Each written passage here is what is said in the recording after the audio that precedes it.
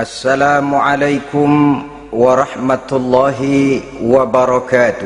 Waalaikumsalam warahmatullahi wabarakatuh. Bismillahirrahmanirrahim. Alhamdulillahi rabbil alamin. Wassalatu wassalamu ala ashrafil mursalin wa ala alihi wa ashabihil mujahidin at-tahirin, amma ba'du. Saudara-saudara kaum muslimin rahimakumullah, sebagai kelanjutan dari pembicaraan kita tentang serial para nabi, maka pada pertemuan kali ini kita akan membicarakan riwayat tentang Nabi Sulaiman alaihi salam dan Ratu Balqis. Nabi Sulaiman adalah putra dari Nabi Daud alaihi salam, yang Nabi Daud ini merupakan keturunan yang ke-12 dari Nabi Yakub. Pada diri Nabi Sulaiman bertemu kebesaran dunia dan kebesaran akhirat. Ya, beliau seorang raja, ya beliau seorang rasul, ya beliau seorang pemimpin agama, ya juga beliau adalah seorang pemimpin negara. Alangkah idealnya memang jikalau ulama menjadi umara, atau jikalau umara adalah seorang ulama. Dengan posisinya sebagai ulama, maka nilai kepemimpinannya terpelihara dari segala macam bentuk penyelewengan. Dan dengan kedudukannya sebagai umara, dia akan lebih efektif memberikan komando kepada rakyatnya untuk hidup melaksanakan perintah-perintah Allah. Tetapi oleh karena orang yang sekaligus jadi ulama dan umara termasuk jenis makhluk langka, maka agama hanya akan memberikan pesan agar yang bernama ulama dan umara saling bekerja sama untuk kemaslahatan dan kemanfaatan rakyat. Ulama adalah ulama, umara adalah umara. Jikalau keduanya bisa berjalan dan berdampingan dengan baik, rakyat akan jadi nikmat. Tapi kalau keduanya centang perenang, tentu rakyat akan jadi kiamat adanya. Ma'asyiral muslimin rahimakumullah. Mengapa figur Nabi Sulaiman adalah figur yang bertumpu kebesaran dunia dan akhirat? Kita lihat dari sejarah bahwa Allah memberikan mukjizat kepada para rasulnya biasanya sesuai dengan kecenderungan umat yang dihadapi pada waktu itu. Umat yang dihadapi Nabi Musa alaihi salam adalah umat yang senang kepada kegagahan, suka kepada bentuk badan yang kuat. Oleh karenanya mukjizat yang diberikan Allah kepada Nabi Musa berupa kekuatan baik tongkat maupun tenaganya. Sebaliknya, umat di zaman Nabi Isa alaihi salam cenderung berbangga dengan kemahirannya di bidang ilmu kedokteran dan ketabiban. Maka mukjizat yang diberikan Allah kepada Nabi Isa adalah mukjizat yang bisa mengatasi semua itu, sehingga Nabi Isa dengan izin Allah bisa menyembuhkan orang yang kena penyakit kusta, belang, bahkan sampai bisa menghidupkan orang mati dengan izin Allah.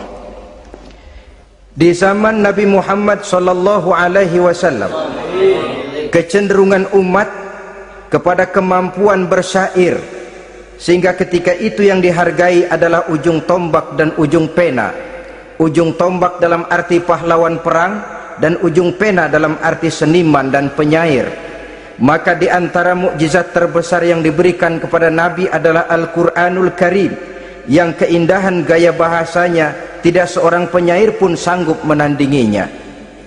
Di zaman Nabi Sulaiman alaihi salam, kebesaran dan kemegahan dunia, kekuatan dan kejayaan menjadi ukuran. Kita tahu bahwa Jalut yang dihadapi oleh Nabi Daud adalah seorang yang bertubuh besar dan gagah perkasa, yang dalam sejarah lebih kita kenal dengan nama Goliat misalnya. Maka tidak heran kalau mukjizat yang diberikan Allah kepada Nabi Musa merupakan mukjizat yang bertumpu antara kebesaran dunia dan kebesaran akhirat. sebagai raja dan juga sebagai nabi. Tetapi yang patut menjadikan pelajaran buat kita terhadap seluruh kebesaran yang diberikan itu, Nabi Sulaiman berkata, haza min fadli rabbi liyabluwani aashkuru am akfuru. Semua ini, kekuasaan dan kebesaranku, kejayaan dan kekayaanku, adalah anugerah Tuhan untuk menguji diriku, adakah aku menjadi bersyukur karenanya atau malah aku menjadi ingkar karenanya. Alangkah baiknya jikalau ucapan Nabi Sulaiman ini kita bisa resapi dan kita bisa terapkan dalam kehidupan ini. Seorang pedagang yang berhasil berkatalah seperti perkataan Nabi Sulaiman. Seorang pejabat dengan kedudukan tinggi berkatalah seperti perkataannya Nabi Sulaiman. Seorang ulama dengan posisi sebagai pemimpin yang non formal berkatalah seperti perkataan Nabi Sulaiman. Seluruhnya berkata, haza min fadli rabbi. Seluruhnya ini adalah karunia Allah untuk menguji diriku, adakah aku bersyukur atau aku menjadi ingkar karenanya. Inilah sekelumit tentang kebesaran Nabi Sulaiman alaihi salam.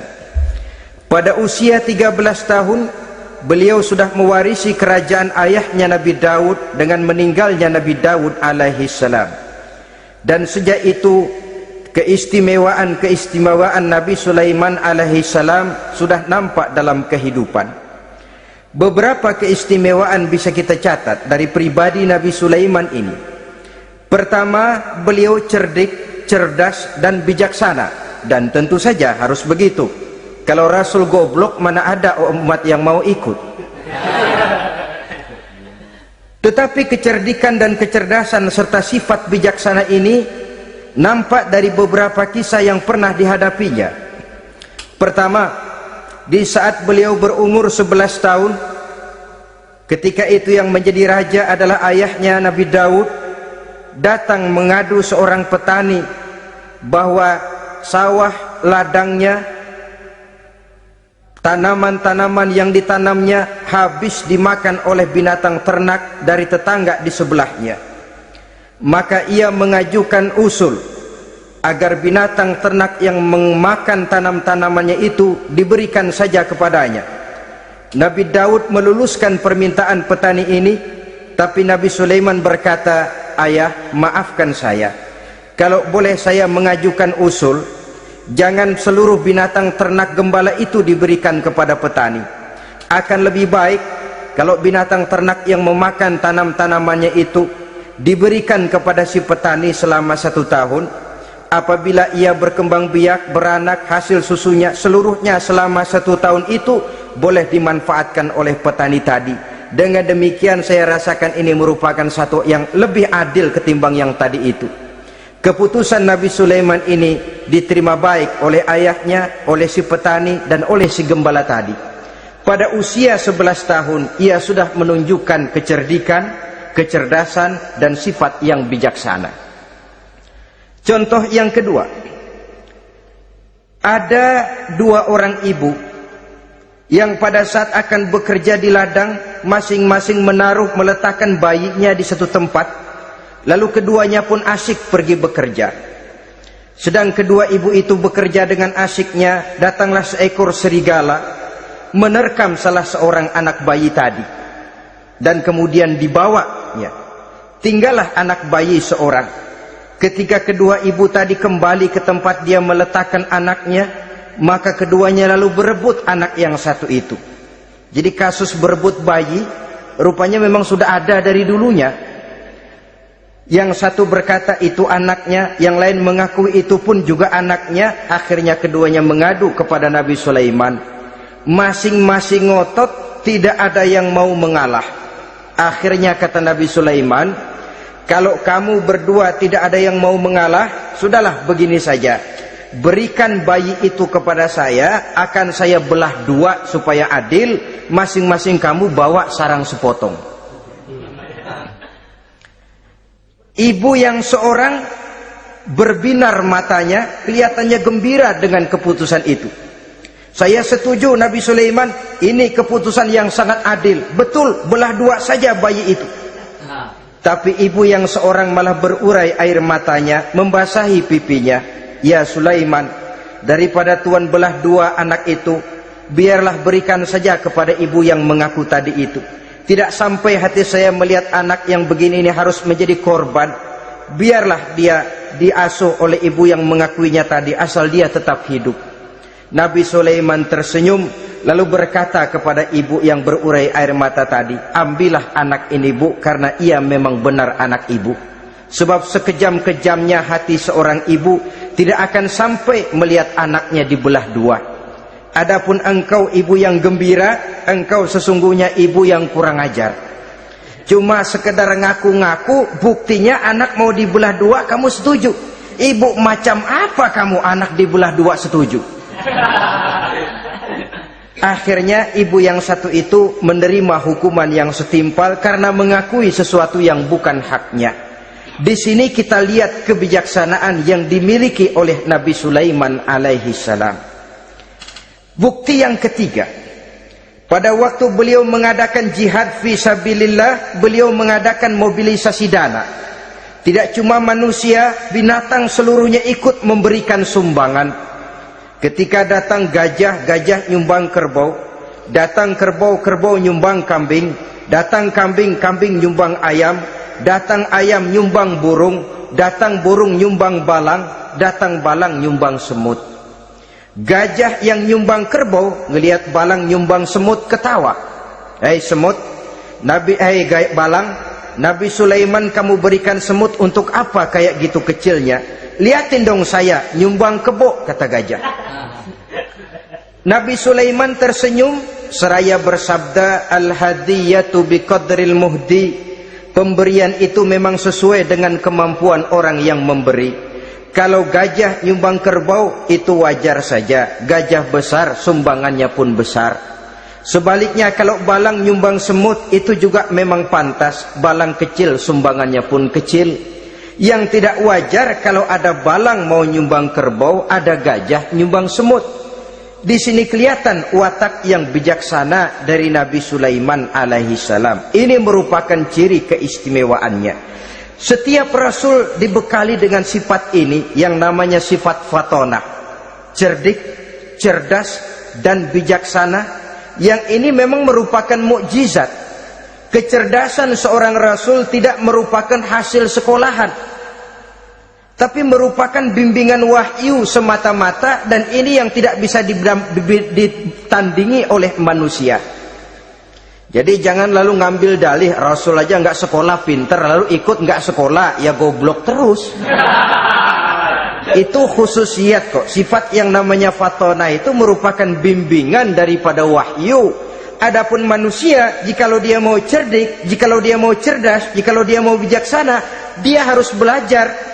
Ya lewat bangku sekolah, ya lewat teman bergaul, ya lewat bertanya kepada orang-orang pandai, atau autodidak dengan hidup banyak membaca dari kehidupan ini. Dengan demikian nilai kecerdikan, kecerdasan dan kebijaksanaannya akan bisa meningkat adanya. Ini keistimewaan pertama. Keistimewaan yang kedua, Nabi Sulaiman diberikan kekuasaan oleh Allah sehingga bisa menguasai angin, jin, bahkan juga mengerti segala macam bahasa binatang. Menguasai angin, beliau bisa menundukkan angin ribut dan memerintahkannya angin itu. Dalam surah Al-Anbiya ayat 81 kita temukan, "Wali Sulaiman ar-riha asifatan tajri bi amrihi ilal ardil lati barakna fiha." Dan bagi Sulaiman, ia mampu menundukkan angin ribut yang bertiup menurut perintahnya ke permukaan bumi yang kami berkahi di dalamnya. Menguasai angin, barangkali istilah sekarangnya memahami betul meteorologi. Itu sebabnya mukjizat hanya diberikan kepada Rasul, orang yang jiwanya sudah stabil. Coba kalau potongan kita diberikan keistimewaan bisa ngatur angin, Saban Sari main angin. Nggak boleh ada orang kita keselin, kesel sama orang, undang angin, hantam saja. Maka mukjizat semacam ini hanya diberikan kepada orang yang jiwanya sudah stabil. Ada satu cerita, namanya juga cerita, tapi kebenarannya mendekati. Seorang wali di tanah Jawa sholat Jumat di Masjidil Haram di Mekah itu. Namanya wali kalau di Jawa kan pakai belangkon. Dia sembahyang di Masjidil Haram. Ini ada orang Arab usil, tumben ngelihat belangkon. Ini apa di tengah masjid? Dia tepak belangkon itu, miring di atas kepala. Begitu belangkonnya miring, tanah kayaknya ikut miring. Sehingga penduduk heran, ini apa tanah jadi miring begini? Lalu ada seorang wali juga yang alim dan mengerti, lihat-lihat di tengah Masjidil Haram ada belangkon miring di atas kepala.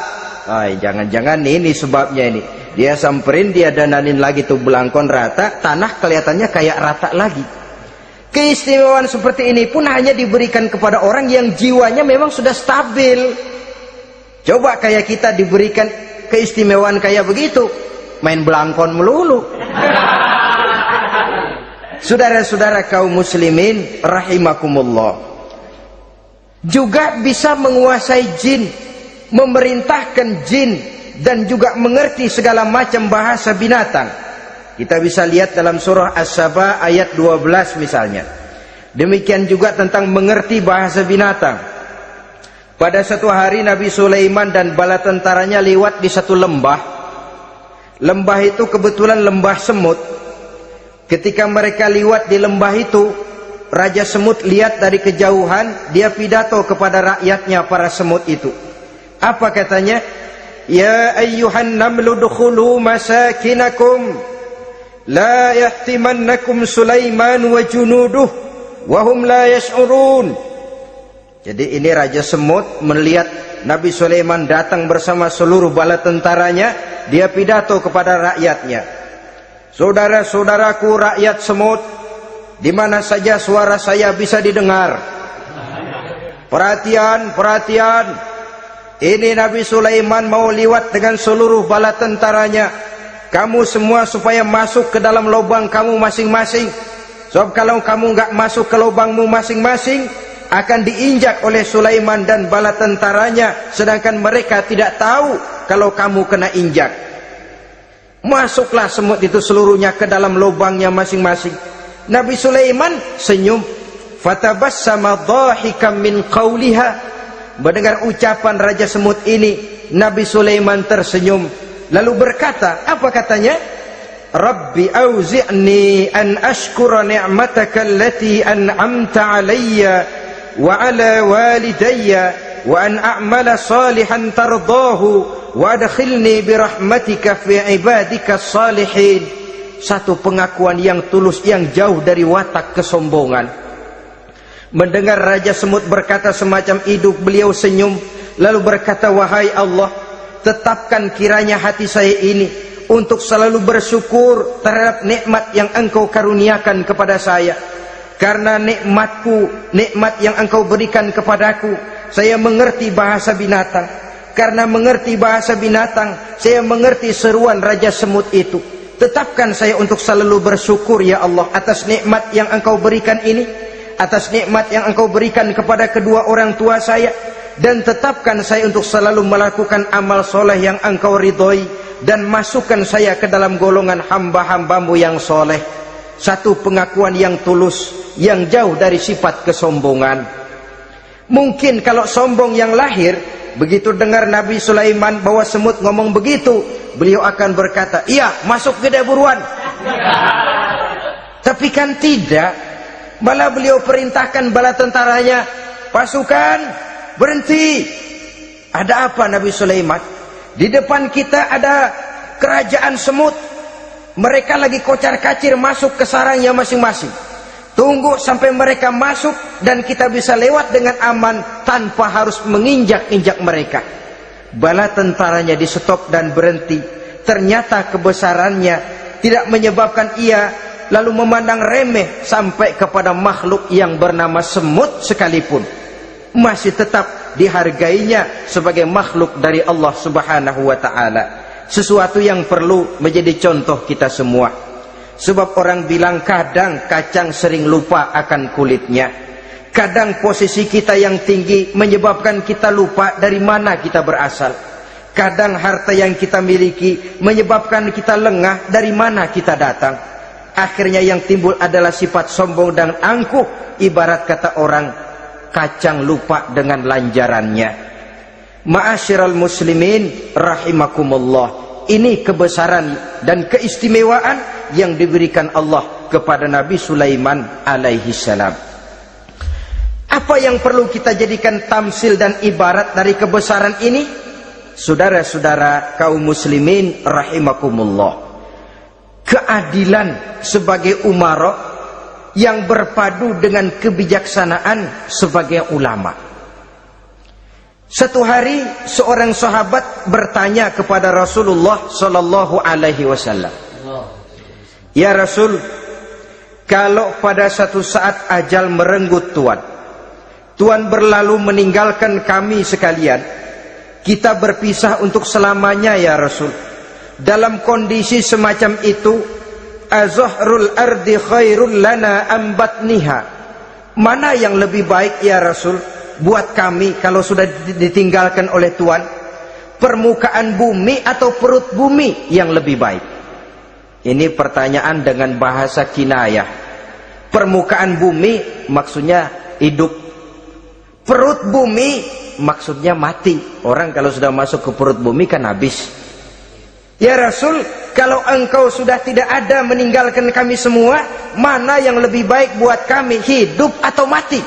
Bukan main pertanyaan ini. Di satu sisi menggambarkan cintanya sahabat kepada Nabi, sehingga kalau tidak bisa mati bersamaan, biarlah mati beriring saja. Di lain pihak juga mencerminkan bingungnya sahabat kalau sudah ditinggalkan oleh Rasul. Atas pertanyaan ini apa jawab Rasul? "Kamu nggak usah khawatir. Walaupun aku sudah tidak ada, kembali ke hadratullah azza wa jalla, meninggalkan kamu semua, kamu tidak usah bingung. Dengan syarat, idza kana umaraukum khiyarukum wa amrukum syura bainakum wa aghniyaukum askhiyaukum fa zahrul ardi khairul lakum min batniha." Kalau saja para umara, kalau saja pemimpin-pemimpin kamu adalah orang-orang yang terbaik di antara kamu, dan seluruh persoalan yang kamu hadapi dapat kamu musyawarahkan dengan baik, lalu orang-orang kaya di antaramu adalah orang-orang yang dermawan, ketika itu walaupun aku sudah tidak ada, hidup lebih baik daripada mati, permukaan bumi lebih baik daripada perut bumi. Dengan catatan tiga tadi: pemimpinmu orang yang terbaik di antara kamu, segala persoalan kamu musyawarahkan, dan orang kayamu orang dermawan. Walaupun aku tidak ada, hidup lebih baik daripada mati. Tapi sebaliknya kata Nabi, idza kana umaraukum syirarukum, kalau umarokmu, pemimpin-pemimpinmu adalah orang-orang yang terjahat di antara kamu, wa amrukum ala nisaikum, dan segala urusanmu sudah diatur oleh perempuan, walaupun dia tidak naik di bidang eksekutif, tidak memegang kekuasaan, tapi kekuasaan bayangannya jauh lebih menentukan daripada kekuasaan yang sesungguhnya. Kalau perempuan sudah ikut campur mengaturmu, kemudian wa askhiyaukum bukhalaukum, orang-orang kaya di antaramu adalah orang-orang yang bakhil bin pelit alias kikir, maka ketika itu kata Nabi, fabatnul ardi khairul lakum min zahriha, perut bumi lebih baik daripada permukaan bumi. Apa yang bisa diharapkan dari pemimpin yang zalim, perempuan yang sok kuasa, dan orang-orang kaya yang bakhil dan pelit? Dalam kondisi semacam itu, bertemulah kita dengan yang bernama kiamat. Dan kalau sudah kiamat macam itu kata Nabi, perut bumi lebih baik daripada permukaan bumi. Maka yang kita perlukan sekarang adalah kerjasama antara ulama dengan umara. Ulama bukan umara, umara pun bukan ulama. Harus saling kerjasama dan jangan saling memperalat. Kerjasama menurut bidangnya masing-masing, menjadi yang terbaik di bidangnya. Jangan sudah jadi kiai karena ingin berpartisipasi aktif lalu pindah jadi pemborong jembatan. Tidak sadar akan profesinya, dan orang lalu tidak bisa berkata, apaan kiai mubalik bisanya cuma ngomong saja. Sekarang kan zaman pembangunan perlu karya nyata. Mana ada ustadz kiai mubalik bikin irigasi, cuma pidato saja. Apa kemiskinan bisa diatasi dengan pidato? Ini juga orang tidak ngerti urusan. Wong Nabi saja ngajarin kok, iza wusidal amru ila ghairi ahlihi fantaziris sa'ah, yang kemudian diterjemahkan dalam manajemen modern, the right man on the right job, bahwa persoalan harus diserahkan kepada orang yang memang ahlinya. Lah kalau kiai ngurus irigasi, apa nanti lurah mau ngajar fikih, camatnya ngajar tafsir, kacau jadinya. Makin ruwet jalur birokrasi, makin banyak orang meninggalkan profesi dan malah melaksanakan sesuatu yang bukan profesinya. Untuk memberesi keruwetan birokrasi, termasuk diantaranya menanamkan kesadaran profesi yang menimbulkan kebanggaan, dan kebanggaan yang membuahkan tanggung jawab terhadap profesi itu. Sebab orang kalau sudah bekerja menurut profesinya, walaupun tidak kaya tapi hidupnya tenang. Kenapa? Karena panggilan jiwanya. Seorang kiai yang diajak ngobjek, walaupun objeknya gol puluhan juta, kaya belum tentu tenang, karena saya yakin bukan ke sana panggilan jiwanya. Ma'asyiral muslimin rahimakumullah. Itulah sebabnya kerjasama, ulama membangun lingkungannya, ulama membangun manusianya, umarok membangun lingkungannya, sehingga terciptalah wujud daripada pembangunan manusia seutuhnya, ya zahirnya, ya batinnya. Seluruh kita berpartisipasi, hanya bidangnya saja yang berbeda-beda. Jangan yang satu merasa lebih berjasa dari yang lain, jangan yang satu merasa lebih penting dari yang lain. Seluruh kita penting, seluruh kita berjasa, cuma bidang kita saja yang berbeda-beda. Inilah bahasa Quran, kullun ya'mal ala syakilatih. Setiap orang bekerja menurut profesinya masing-masing. Ma'asyiral muslimin rahimakumullah. Kita kembali kepada riwayat Nabi Sulaiman alaihi salam. Satu hari ketika beliau sedang menginspeksi pasukan, berkumpullah pasukan beliau itu, ya tentara yang manusianya, ya pasukan jinnya, ya seluruh binatang-binatangnya berbaris. Beliau selaku inspektur upacara mengadakan inspeksi pasukan. Dari sekian pasukan-pasukan yang diperiksanya pada waktu itu, Nabi Sulaiman melihat tidak terdapat burung hudhud. Beliau bertanya-tanya, "Ma liya aral hudhuda am kana minal ghaibin?" Kemana burung hudhud? Orang lain pada kumpul, dia sendiri tidak ada. Awas kalau dia datang. Kalau dia tidak bisa memberikan alasan yang tepat kemana dia, akan saya berikan sanksi dan hukuman. Ini namanya pemimpin yang bertanggung jawab toh. Seorang pun dari yang dipimpinnya tidak ada, menjadi pertanyaan.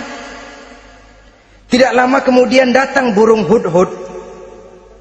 Begitu datang lalu memberikan laporan kepada Nabi Sulaiman. Kalau istilah sekarang, begitu dia sampai berdiri hormat, lapor, kata hudhud ini.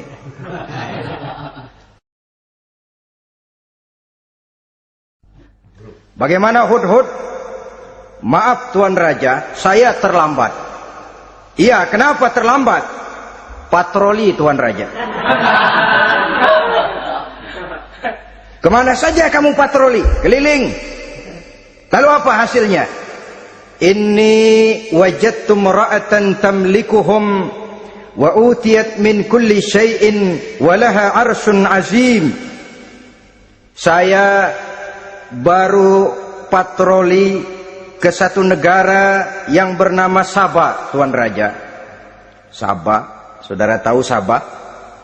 Di mana itu? Dekat ibu kota Yaman sekarang. Di sana Tuan Raja, kata Hudhud ini, wajadtu mra'atan tamlikuhum. Yang jadi raja perempuan. Kalau Tuan raja besar, Tuan orang laki. Ayah Tuan raja besar Nabi Daud laki. Ini mah model Tuan raja. Orangnya rajanya raja besar tapi perempuan. Tumben saya ngelihat ada raja perempuan, kerajaannya begitu besar. Begitu. Iya. Lalu dia jadi raja bagaimana? Ya mewarisi kerajaan ayahnya Sri Baginda Raja Sarahil. Ketika ayahnya wafat, dia naik. Walaha arsun azim. Singgasananya besar, bagus, antik Tuan Raja. Terus bagaimana lagi? Wajadtuha wa qaumaha yasjuduna lisyamsi min dunillah.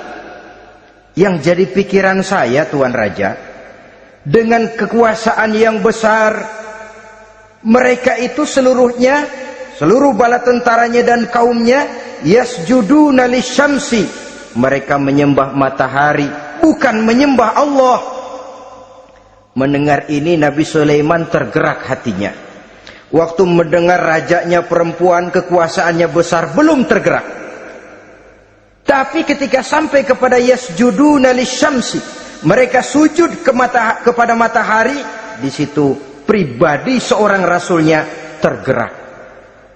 Siapa nama ratu itu? Namanya Ratu Balkis Tuan Raja. Begini Hudhud, laporan kamu saya terima. Alasan kamu datang terlambat bisa dipertanggungjawabkan. Kamu tidak kena hukuman.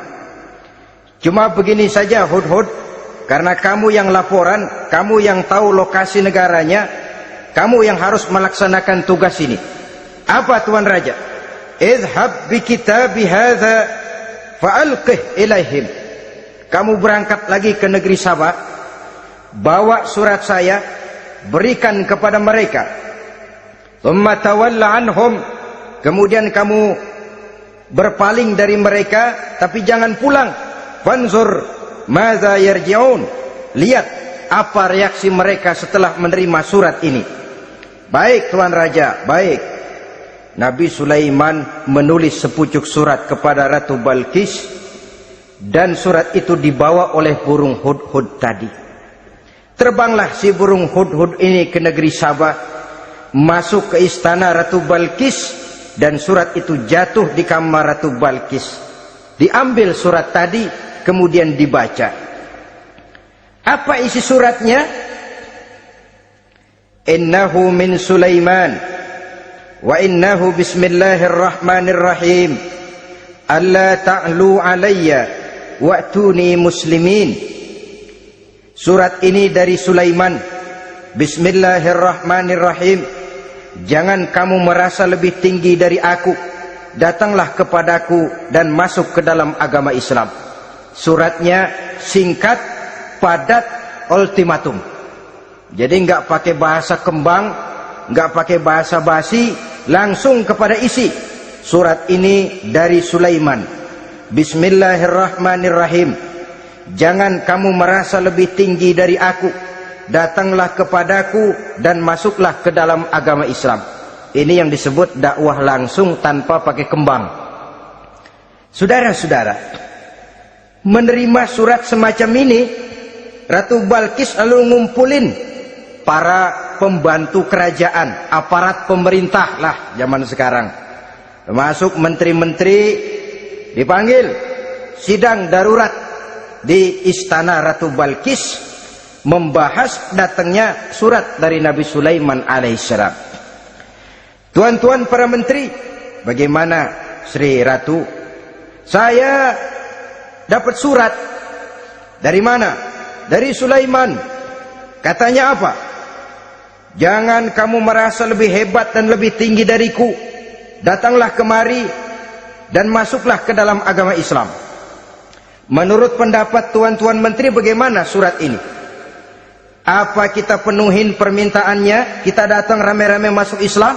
Oh, kata menteri, jangan dulu tuanku, gengsi dong.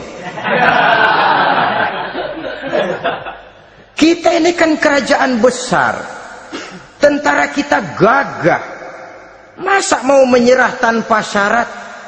Soal nanti kita kalah atau menang itu soal lain, Tuan Perdana Menteri, Tuan Ratu. Tapi bahwa kita punya harga diri itu harus kita tunjukkan lebih dulu. Jadi menurut Tuan Menteri bagaimana? Kami sih nunggu komando Tuan Putri saja. Artinya kalau boleh perang saja, cuma mau duluin, takut dikira nyelongcong. Kami sih gimana komando Tuan Ratu saja. Tuan komandokan berangkat, kami segera berangkat.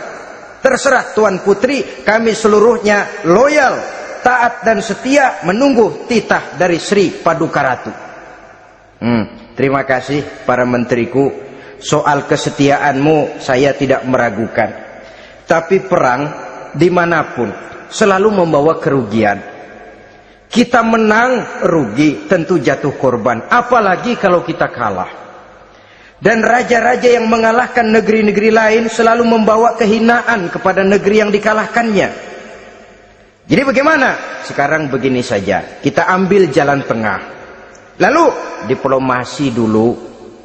Diplomasi macam apa Tuan Ratu? Kita kirim utusan kepada Nabi Sulaiman. Dari sana nanti kita lihat reaksinya.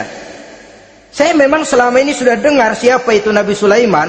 Katanya orang yang masih muda, masih bujangan, bijaksana, kekuasaannya besar, tentaranya hebat. Cuma kan baru berita, kita cek. Jadi diplomasi macam apa Tuan Ratu? Kita kirim utusan kepada Raja Sulaiman. Kita bawakan hadiah-hadiahnya. Yang mahal-mahal, mewah-mewah, menarik. Pokoknya yang terbaik di negeri kita, berikan kepadanya. Lihat reaksinya. Kalau dia tergiur dengan hadiah itu, dia raja, bukan nabi. Tapi kalau dia menolak hadiah itu, dia memang nabi. Dan apa reaksi kita nanti tergantung sikap Nabi Sulaiman. Aha, kalau begitu setujulah Ratu. Itu memang bijaksana. Diplomasi dulu. Iya, jangan datang-datang main perang aja loh. Perang sih gampang. Tapi ini kan ada meja perundingan. Sepanjang masih kita bisa menempuh jalan damai, damai saja dulu. Baik. Maka diaturlah satu barisan diplomasi untuk menuju Palestina, kerajaan Nabi Sulaiman alaihi salam. Rombongan terdiri dari 500 orang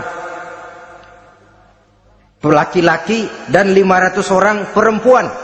Yang laki ganteng, yang perempuan cantik. Yang laki dikendarai dengan kuda-kuda pilihan, dan yang perempuan dikendarai dengan keledai-keledai pilihan. Kuda dan keledai pun dihiasi begitu rupa, pelanaknya yang terbagus dilapis dengan sutra, sedangkan bawaan-bawaannya tidak lain daripada intan, berlian, mutiara, jamrud, yakut, kesturi yang dilapis dengan sutra tenun yang asli. Pendeknya hadiah yang serba wah. Dan rombongan ini dipimpin oleh seorang diplomat ulung dari negeri Sabah bernama Munzir bin Amru. Ini ahli diplomasi dari negeri Sabah. Dipesanlah oleh Ratu Balkis, kalau datang nanti kamu ke negeri Sulaiman, sikapmu harus begini, begini, dan segala macam. Ditatar dulu, sebab ini mau diplomasi tingkat tinggi. Baik Sri Ratu. Nah, sudah mendengar perundingan ini, burung hudhud pulang ke negeri Nabi Sulaiman. Apel lagi, lapor Tuan Raja, bagaimana hudhud? Sikapnya mereka akan mengutus utusan dengan membawa berbagai macam hadiah untuk datang ke negeri kita. Baik. Nabi Sulaiman kumpulkan tentaranya, terutama para jin. Hei tentaraku, khususnya kalian para jin, akan datang rombongan tamu besar ke negeri kita.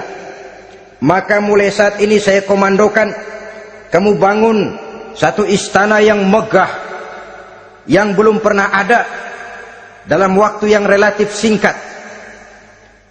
Dan lantai daripada istana itu harus dilapisi dengan kaca-kaca tebal yang bening, bawahnya diisi dengan air, diisi dengan ikan-ikan hias yang indah-indah.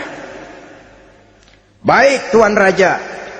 Maka tentara Nabi Sulaiman, sejak manusia sampai binatang sampai jin, semuanya kerja bakti membangun istana yang megah. Sehingga sebelum rombongan kerajaan Sabah ini sampai, istana sudah selesai. Mereka masuk ke dalam istana Nabi Sulaiman. Begitu melihat lantainya gemerlapan air, masing-masing pada ngangkat kain. Takut kainnya basah. Waduh, ini istana kebanjiran begini. Kata Nabi Sulaiman, nggak usah diangkat kainnya, nggak usah. Ini dilapis kaca, cuma bawahnya memang kolam. Kolamnya berisi ikan. Oh, bengong, bengong aja pada melongo mulutnya. Saudara-saudara, jadi persis orang yang tinggal di puncak gunung datang ke tengah-tengah kota. Kan noraknya minta ampun. Apaan aja ditunjuk. Apaan aja dilihat, apaan aja ditunjuk. Ini ya, itu ya, wah. Wah, sudah semuanya serba wah. Jadi kalau istilah tingkat diplomasinya, mereka sudah kalah mental. Dan itu sudah kemenangan pertama dari Nabi Sulaiman. Sudah shock. Mereka merasa negeri Sabah kaya, luar biasa, hebat. Begitu datang ke negeri Sulaiman, mereka jadi orang norak kayaknya. Sudah kumpul, nah selamat datang tuan-tuan ke negeri kami. Ada pesan apa? Majulah Munzir bin Amru. Tuan Sulaiman, bagaimana? Kami diutus oleh Sri Baginda Ratu Balkis untuk menyampaikan hadiah-hadiah yang kami bawa ini. Intan, berlian, yakut, jamrud, kesturi, dan barang-barang mahal lainnya. Mudah-mudahan Tuhan bisa menerima dengan senang hati. Nabi Sulaiman tersenyum. Lalu beliau berkata, "Atumiddunani bimalin, fama atani Allahu khairun mimma atakum." Kamu mau memberikan saya seluruh hadiah-hadiah permata intan ini? Padahal apa yang telah diberikan Allah kepada saya jauh lebih baik dari apa yang telah diberikannya kepadamu. Kamu merasa bahwa saya kekurangan semua ini? Ketahuilah Tuhan, saya punya lebih banyak dari apa yang Tuhan berikan sekarang ini. Irja' ilaihim, bawa pulang kembali seluruh hadiah ini. Sampaikan salam saya kepada ratumu, Ratu Balkis. Falanatiyannahum bijunudin la qibala lahum biha. Kalau mereka tetap tidak mau datang menyatakan keislaman, kami yang akan datang ke sana dengan seluruh bala tentara kami yang mereka pasti tidak akan sanggup menghadapinya. Saudara bisa baca dalam surah An-Naml ayat 36. Saudara hadirin ma'asyiral muslimin rahimakumullah. Kalau orang sudah silau dengan yang namanya upeti, hadiah, harta, secara mental dia sudah jatuh. Andai kata ketika itu Nabi Sulaiman menerima seluruh hadiah tadi, maka misi kerasulannya tidak akan jalan.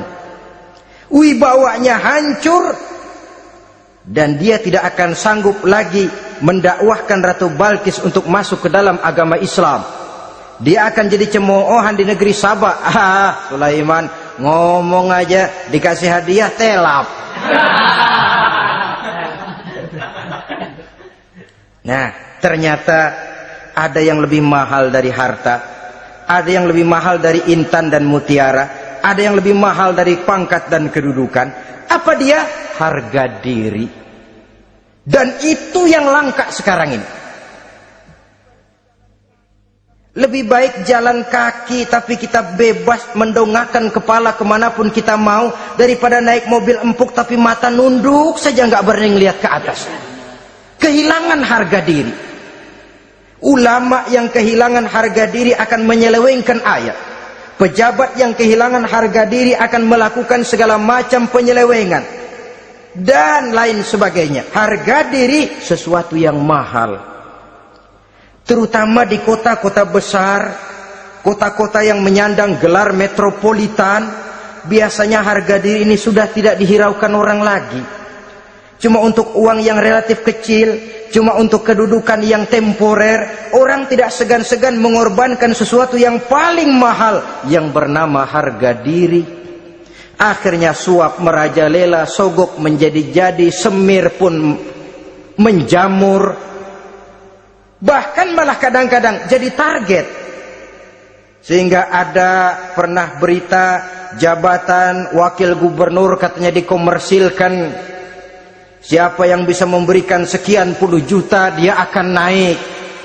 Ini kalau sudah begini, ya salam. Orang itu kalau memperoleh satu jabatan karena mengeluarkan banyak uang, percayalah saudara, begitu dia naik ke jabatan itu, langkah pertama yang dia lakukan bagaimana supaya uangnya bisa kembali. Bukan bagaimana bekerja sebaik-baiknya, bukan bagaimana mensejahterakan rakyat sebaik-baiknya. Karena dia merasa naik jabatan banyak mengeluarkan uang, setelah dia naik gimana supaya pulang modal dulu, lebihnya kalau ada baru bekerja buat rakyat, itu pun kalau nggak keburu pensiun. Kadang-kadang malah lebih celaka lagi, kalau sudah mau pensiun baru bikin pemutihan. Wah, saya baru rajin iktikaf di masjid, pergi haji. Kenapa? Udah pensiun. Tapi waktu masih aktif, tanda tangan masih laku, nota masih dihargai, kata belece masih berwibawa, lupa berbuat untuk hari depan dirinya sendiri, yaitu akhiratnya, konon lagi untuk umat dan agamanya. Jadi untuk mengabdi, berbuat baik kepada umat, berkhidmat kepada agama, iktikaf di masjid, tuan-tuan, tak usahlah nunggu sampai pensiun. Manfaatkan posisi yang tuan-tuan punya sekarang ini untuk beribadah dengan sebaik-baiknya. Itu pun masih bersyukur, masih bisa mengadakan pemutihan daripada tidak sama sekali. Cuma alangkah akan lebih efektifnya lagi kalau itu diawali pada saat kita masih mempunyai posisi kunci. Ini reaksi Sulaiman, saudara-saudara. Diberikan hadiah yang mahal, atau midunani bimalin, kamu mau nyogok saya dengan hadiah ini? Yang diberikan Allah lebih hebat dari yang kau bawa sekarang ini. Apa yang saya cari? Oleh Allah saya telah diberikan sesuatu yang lebih besar dari yang kau bawa.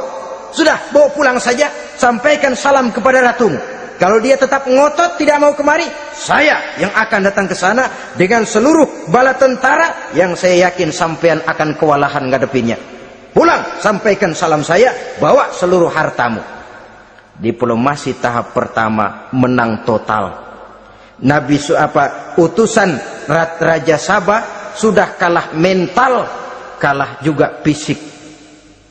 Pulanglah mereka dengan membawa kembali seluruh hadiah yang mereka ingin sampaikan tadi. Bisa dibayangkan mentalnya itu, ya. Sama juga kita sudah punya niat ingin menyogok seseorang, tahu-tahu yang mau disogok nggak nerima, pulang kayaknya muka kan belipet.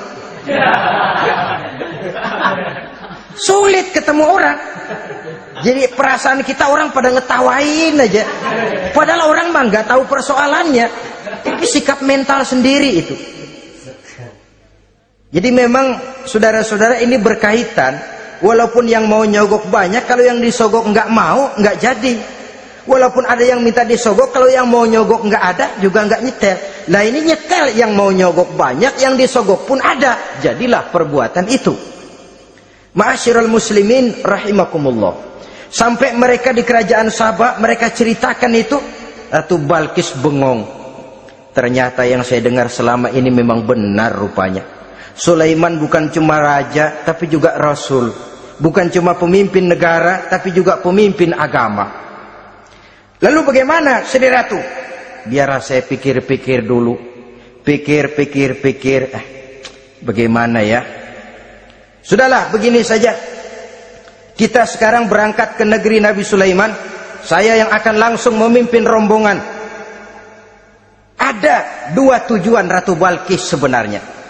Tujuan pertama ingin melihat dengan mata kepala sendiri kebesaran Sulaiman yang selama ini dia cuma dengar beritanya saja. Yang kedua, ada udang di balik batu. Kalau setelah Nabi Sulaiman nanti melihat kecantikan Ratu Balkis ini, dia bisa fly. Nah, istilah anak sekarang, dia bisa fly. Nah, siapa tahu kan, karena kecantikannya Nabi Sulaiman lalu jatuh hati, dan Dewi Amor pun bicara. Nanti bila mata bertemu mata, bibir ikut senyum, hati berdetak. Maka terjadilah magnet-magnet saling bersentuhan, percintaan tingkat tinggi. Kan lumayan dapat suami, dapat pacar seorang raja besar. Jadi dengan harapan ini berangkatlah Ratu Balkis ke negeri Nabi Sulaiman. Hud lapor lagi. Lapor. Bagaimana Hud? Ini Ratu Balkis yang mimpin sekarang. Baik, kita siap-siap. Begini saja, kata Nabi Sulaiman. Siapa yang bisa bawa singgasana Ratu Balkis ke sini? Jin Ifrit tampil. Saya. Berapa lama kamu perlukan untuk membawa singgasana Ratu Balkis kemari? Sebelum Tuan bangun dari tempat duduk, itu singgasana sudah bisa sampai kemari, Tuan Raja. Bagus. Ada yang bisa lebih cepat? Saya, kata seorang ulama. Berapa lama? Sebelum Tuan kedip. Asal Tuan kedip, Tuan melek lagi, singgasana sudah sampai di sini. Baik, kerjakan. Dalam waktu sekejap itu singgasana Ratu Balkis sudah sampai di istana Nabi Sulaiman. Pasang di sini, biar dia dudukin nanti. Rubah sedikit biar dia nggak kenalin. Dirombak sedemikian rupa. Masuk Ratu Balkis ke istana Nabi Sulaiman. Terjadilah kemudian di perundingan semacam tingkat tinggi antara raja dengan raja. Bagaimana Tuan Ratu Balkis? Iya Tuan Sulaiman. Iya bagaimana? Saya kagum dengan kebesaran Tuan. Bukan kebesaran saya, seluruhnya ini adalah karunia Allah kepada saya. Saya dengar Tuan menyembah matahari, padahal matahari tidak pernah memberikan apa yang Tuan kehendaki. Matahari tidak pernah menciptakan Tuan. Adalah lebih baik Tuan menyembah yang menciptakan matahari daripada menyembah matahari itu sendiri. Nabi Sulaiman, bagaimana kalau kita mengadakan ya sambil berunding, sambil lobbying istilah sekarang. Baik, lobbying pun jadi. Berjalanlah meninjau seluruh pelosok istana Nabi Sulaiman alaihi salam. Seperti halnya bala tentaranya, Ratu Balkis juga sampai di lantai kaca, angkat kain. Kata Nabi Sulaiman, jangan diangkat tuh kain. Ini bukan air, istana kaca. Bukan main kebesaran kamu. Melihat begitu kebesaran Nabi Sulaiman, Ratu Balkis yang niatnya sementara mau melontarkan diplomasi asmara, lupa. Lalu apa katanya? Rabbi inni zolamtu nafsi. Ya Allah, selama ini saya benar-benar telah zolim kepada diri saya. Begitu banyak nikmat yang engkau berikan kepada saya. Saya jadi ratu dengan kekuasaan yang besar, mewarisi kebesaran ayah, dengan kerajaan dan bala tentara yang gagah perkasa. Bukan saya bersyukur kepadamu, malah saya menyembah matahari. Inni zolamtu nafsi, sungguh saya telah zolim kepada diri saya. Maka mulai sejak saat ini, aslamtu ma'a Sulaiman lillahi rabbil alamin. Mulai sejak saat ini ya Allah, saya nyatakan diri, saya masuk Islam, bertuhankan Allah Rabbul Alamin. Saya tunduk kepada Nabi Sulaiman alaihi salam. Masuk Islam sebelum diplomasi asmaranya melayang, saudara-saudara. Sudah masuk Islam? Sudah. Nah, Ratu Balkis sekarang bagaimana? Ya Nabi Sulaiman, Kalau saya masuk Islam, apakah kerajaan saya akan tunduk dan diatur oleh kerajaan Tuhan? Tidak. Kamu persilakan pulang ke kerajaanmu, atur negerimu menurut cara yang kamu mau, asal sesuai dengan perintah Allah. Saya bukan penjajah, saya cuma mengajak kamu ke dalam Islam. Saya tidak ingin meluaskan wilayah saya. Asal kamu sudah masuk Islam, tugas sudah saya jalankan. Perkara kerajaanmu, kau pulang, kau atur, dan kau tetap jadi raja. Jangan merasa kalau sudah masuk Islam lalu kerajaanmu saya caplok. Islam bukan penjajah, Ratu Balkis. Baiklah Nabi Sulaiman, saya tahu. Tapi untuk melanggengkan kerjasama antara kerajaan Sabak dengan kerajaan Tuhan, caranya bagaimana? Mulai ngojok-ngojok. Dia nggak bilang lu demen aja deh sama gue, enggak. Cuma untuk jangka panjangnya Sulaiman, supaya kita tetap bisa kerjasama, caranya bagaimana? Ya supaya kerajaan berumur panjang, kau harus punya keturunan, kata Nabi Sulaiman. Itu kan berarti saya harus nikah. Memang, tapi saya ratu, suami saya kan paling kurang juga harus maharaja, sahansa. Ya sebenarnya sih cuma dia nggak bilang aja, di kerajaan gue nggak ada yang setimpal, gue maunya sama lo. Itu kalau bahasa kita, cuma ini kan bahasa perempuan. Perempuan kan paling pinter nahan perasaan, nggak kayak orang laki kalau lagi mabok cinta teler, sama siapa aja dia cerita. Gua kan lagi demen sama si Ano. Lain sama perempuan, dia paling bisa jaga perasaan. Saya kalau begitu saya harus kawin dengan maharaja. Ya kamu tinggal pilih saja, kata Nabi Sulaiman. Nabi Sulaiman ini Perdana Menteri udah pada mesem-mesem, udah paham ke arah mana maksudnya. Bagaimana kalau kita kukuhkan saja dua kerajaan ini, Nabi Sulaiman? Saya pun setuju kalau itu kamu punya mau. Wah, ini Perdana Menteri takbir semua. Allahu Akbar, Alhamdulillah, Alhamdulillah. Sampai akhirnya Nabi Sulaiman pun menikah dengan Ratu Balkis. Bergabunglah dua kerajaan besar itu. Saudara-saudara kaum muslimin rahimakumullah. Kemudian setelah bertahun Nabi Sulaiman wafat, tidak seorang pun tahu karena beliau wafat sedang pegangan tongkat. Ketika tongkat dimakanin rayap, rapuh, baru beliau jatuh. Orang tahu kalau Nabi Sulaiman sudah wafat. Menurut riwayat beliau wafat itu sedang sholat, karena sholat Nabi Sulaiman cuma diri saja, tidak pakai ruku dan sujud. Menurut riwayat lain beliau sedang memandori jin dan tentaranya yang sedang kerja. Begitulah wafat beliau, kita bisa baca dalam surah Saba ayat ke-14. Setelah beliau wafat, Palestina diserbu oleh Raja Bukhtanasor atau Raja Nebukadnezar.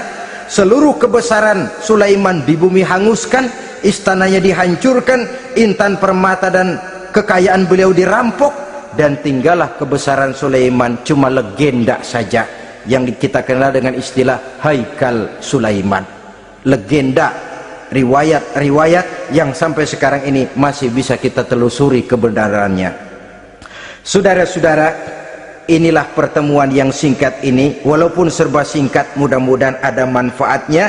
Dengan kesimpulan, seluruh anugerah yang ada pada kita hakikatnya karunia Allah. Marilah kita menjadi orang yang pandai bersyukur atas anugerah itu. Amin. Terima kasih atas segala perhatian, mohon maaf atas segala kekurangan.